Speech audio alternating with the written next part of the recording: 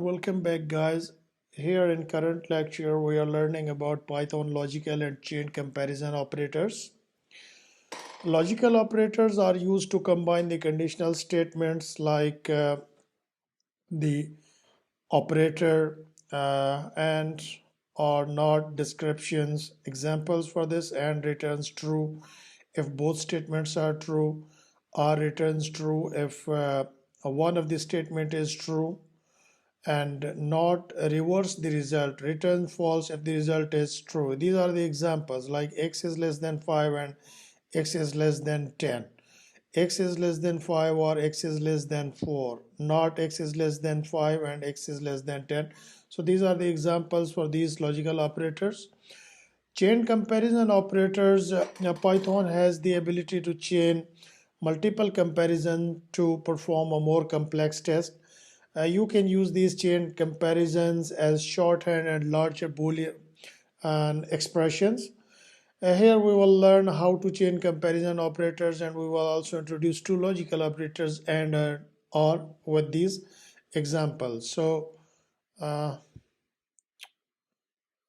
let's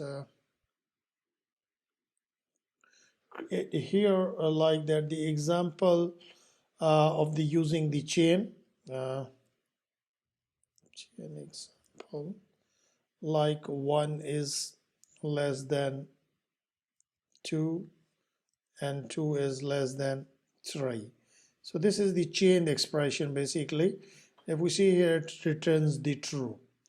This statement check if 1 was less than 2 and if the 2 was less than 3. We could have written this use AND statement in it as well, like 1 is less than 2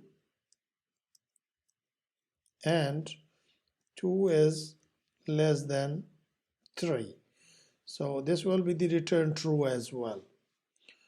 So also an AND is used to make sure the two checks have the means the both statements are the true in order to for the total check to be the true.